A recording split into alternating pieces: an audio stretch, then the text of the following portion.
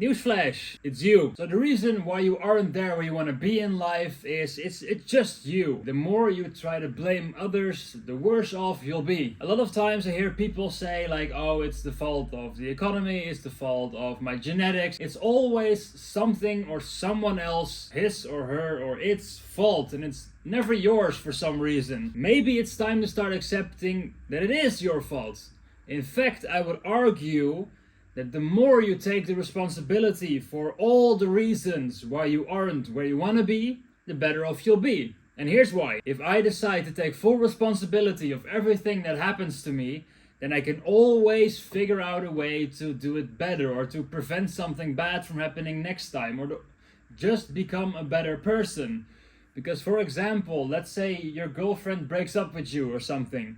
If you try to figure out why she did that in the first place, then you're gonna be a better person for the next relationship you enter. If you go bankrupt, for example, and you figure out why it was your fault and what happened, what went wrong, then of course you can start to fix it, implement it, and make sure your next job, business, or whatever doesn't go bankrupt. So it makes a lot of sense to take full responsibility for everything that happens to you. And the more you do this, the better off you'll be as a person in the long run as well. Blame game is only good for people who have like victim mindsets, and you do not want to be this person. It's a terrible place to be. Nothing happens there. You stagnate, you don't progress, and you basically become a victim of life. And it's such a terrible place to be, especially because you don't need to be there. You choose to be there. And that's the whole point I'm trying to make now, is you choose the life that you want basically. If you act in congruency with what your conscience is telling you, you always do the right thing. Your conscience will always tell you what to do. This is the reason why you feel so terrible about yourself if you go off your diet for like a week or two. The reason you start feeling like shit when you don't keep your promises. Your conscience tells you what to do. You know you should be doing these things, and by not doing them, you start to feel bad about yourself. So if you follow your consciousness and listen to what it's saying to you, and you act on it, and you don't question, it tells you the right thing to do. It tells you the right moral thing to do. Because you know that eating chips on the couch is going to be more comfortable, but your consciousness tells you need to start working out because, you're unhealthy now. And everyone has this little voice.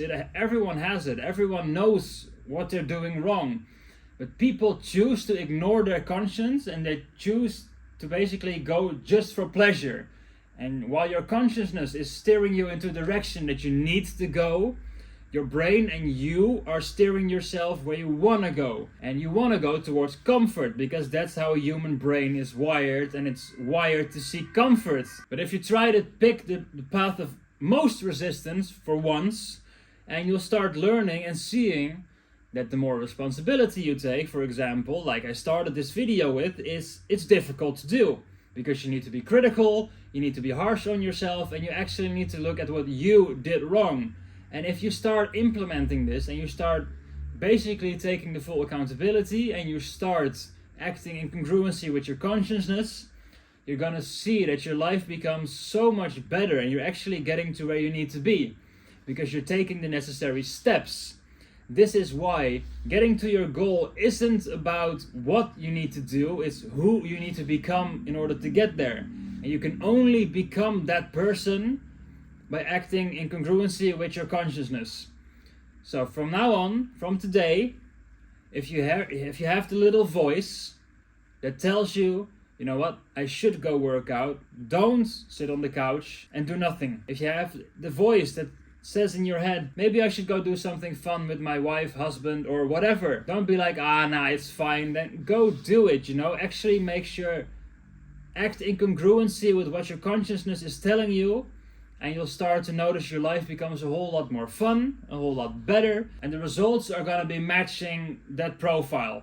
So make sure to start listening to your consciousness, because your consciousness is calling you, and it's time you start answering.